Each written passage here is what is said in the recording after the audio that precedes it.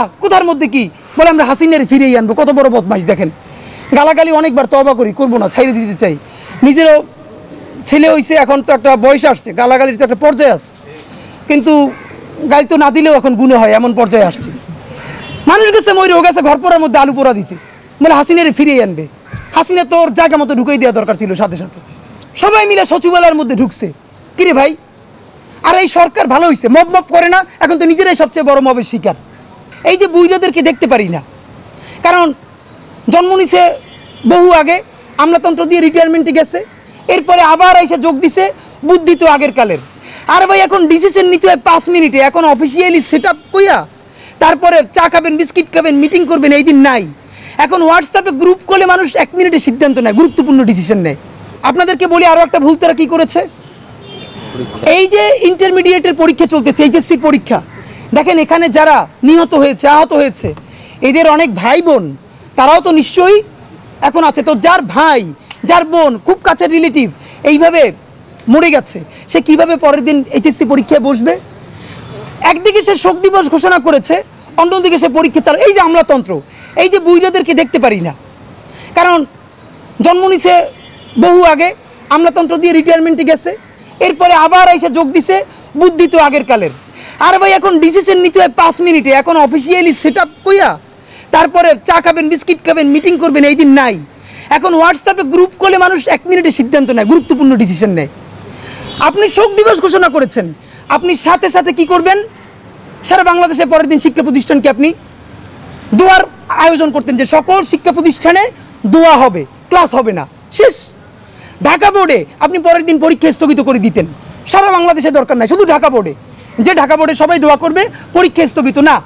একদিকে আপনি শোক দিবস ঘোষণা করলেন, এই দগদগে আমরা তো জানি না এখানে কার কার আত্মীয় এইচএসসি পরীক্ষার্থী। এইটা আমরা সবাই মিলে রাত্রিরে কথা বলতে বলতে রাত্রির 3টের সময় সিদ্ধান্ত আসলো, পরীক্ষা 10টায়, সকাল 8:30টায় ওয়েবসাইটে নির্দেশনা আসলো। এটা কি ভাই? এইটার কারণেই তো পরবর্তী দিন দেখেন ছাত্রলীগ, গুন্ডালীগগুলো গাজীপুর থেকে আরও বিভিন্ন জেলা থেকে লোকগুলো পাঠাইয়া আমাদের মাইলস্টোনের শিক্ষার্থীরা যখন শান্তিপূর্ণ আন্দোলন করতেছে, সেইখানে সেগুলো ঢুইকা তারা কোথার মধ্যে কি বলে আমরা হাসিনার ফিরিয়ে আনবো। কত বড় বদমাইশ দেখেন। গালাগালি অনেকবার তওবা করি, করবো না, ছাইড়ে দিতে চাই। নিজেরও ছেলে হইছে, এখন তো একটা বয়স আসছে, গালাগালির তো একটা পর্যায়ে আছে, কিন্তু গালি তো না দিলেও এখন গুণে হয়, এমন পর্যায়ে আসছে। মানুষ গেছে ময়ূর গেছে ঘর পোড়ার মধ্যে আলু পোড়া দিতে, বলে হাসিনারে ফিরিয়ে আনবে।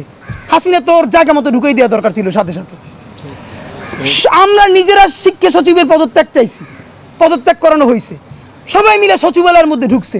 কিরে ভাই, আর এই সরকার ভালো হয়েছে, মব মব করে না, এখন তো নিজেরাই সবচেয়ে বড় মবের শিকার।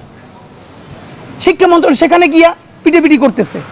6 দফা মাইলস্টোনের শিক্ষার্থীরা দিছে, সরকার 6 দফায় মেনে নিছে। দেখেন জনতার রাষ্ট্র যে একটু একটু প্রতিষ্ঠিত হয়েছে তার প্রমাণ হইলো অনেকে জিনিসটা ধরে নাই। 2 জন উপদেষ্টা, শিক্ষা উপদেষ্টা, আইন উপদেষ্টা মাইলস্টোনে গেলেন, 9 ঘন্টা অবরুদ্ধ করে রাখা হয়েছে। আমি তো মনে করি এটা জনতার বিজয়। দেখেন রাষ্ট্রের হাতে এতটুকুন ক্ষমতা আছে, চাইলে ওখানে পিটাপিটি করে তাদেরকে বের করে নিয়ে আসতে পারতো, এটা তো সরকারের এই ক্ষমতা ছিল। কিন্তু এই যে সেইটা না করে 9 ঘন্টা তারা অবরুদ্ধ থাকলেন জনতার কাছে, এই যে ক্ষমতাসীনরা জনতার কাছে ছোট হয়ে থাকা, এইটাই জনতার রাষ্ট্র। এই রাষ্ট্রই আমরা বানাইতে চাই। আমরা বিএনপিরে বলতে চাই, আপনারাও যদি এরকম ভুল করেন, জনতা আপনাদেরকে আটকাবে, তখন ছাত্রদল, যুবদল পাঠাইয়া বা জামাতের কেউ আটকা পড়লে শিবির বা জামাতরে পাঠাইয়া পিটাপিটি করে মুক্তি পাওয়া যাবে না। বুঝাইতে হবে, হাত পা ধরতে হবে, প্রয়োজনে একদিন অবরুদ্ধ থাকতে হবে, তারপর বেরিয়ে আসতে হবে। এটাই জনতার রাষ্ট্র, এই রাষ্ট্রটাই আমরা চাই। এবং আমরা সরকারকে ধন্যবাদ জানাইতে চাই যে তারা শত ঝুঁকি থাকা সত্ত্বেও মাইলস্টোনে গেছেন এবং অবরুদ্ধ থেকেছেন। এটা তো একটা আমরা তাদের প্রশংসা করছি। 53 বছরের 53 জন ন্যাশনাল আইকনকে পাবেন, তারা ভুয়া সংবিধানকে পৃথিবীর ইতিহাসের সর্বোত্তম সংবিধান বলে সার্টিফিকেট দিয়েছে। নামগুলো দেখে নেন, তারপরে পাবেন। এই সংবিধানে ক্রিমিনাল জাস্টিস সিস্টেমের কোনো কিছুই অ্যাড্রেস করা হয় নাই। এখন কথাটা হচ্ছে যে আমরা এই বুদ্ধিজীবীদের চিনে গেছি। আল্লাহর ওয়াস্তে আপনাদের বেশি কথা বলার দরকার নেই। আমাদের মৌলিক কতগুলো সংস্কার দরকার, যাতে প্রতিটা মানুষ যাতে ভোট দিতে পারে, ইচ্ছা করলে তার বাড়ি থেকে যাতে ভোট দিতে পারে সেই ব্যবস্থা করুন। প্রবাসীরা ভোট দেওয়ার কথা বলে একটা ব্লাফ দেওয়া হয়েছে ব্যালটের মাধ্যমে। বিশ্বাস করুন, আগামী নির্বাচনে আপনারা দেখবেন যে মাত্র 10,000 প্রবাসী ভোট দিয়েছে। কারণ তাদেরকে বারবার, গত 4 বার আমি এসে নির্বাচন কমিশনকে বলেছি, নির্বাচন কমিশনের সংস্কার কমিশনের প্রধান, ওনারা সবাই positive, very gentleman, but expired, all are expired. I am sorry, but election কমিশনের একজন মেম্বার প্রফেসর সাদেক আমি দেখেছি জুলাই স্পিরিটকে ধারণ করেন। তিনি শুধু বিদেশে নন, দেশেও ভোট কেন্দ্রের পাশাপাশি অল্টারনেটিভ ভোট সিস্টেম চালু করতে চান, যাতে আপনি আপনার কাজের জায়গা থেকে ভোট দিতে পারেন। এই প্রোগ্রেস আমাদের এই জেনারেশন ওখানে চলে গেছে, আর ওনারা রয়ে গেছে কীভাবে এটাকে কাটেল করা যায়।